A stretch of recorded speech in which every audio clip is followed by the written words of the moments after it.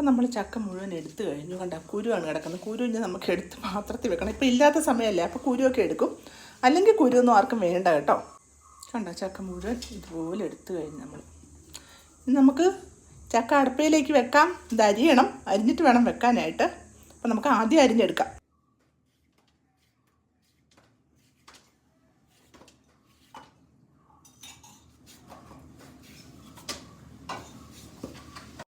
അരിഞ്ഞൊക്കെ കഴിഞ്ഞു.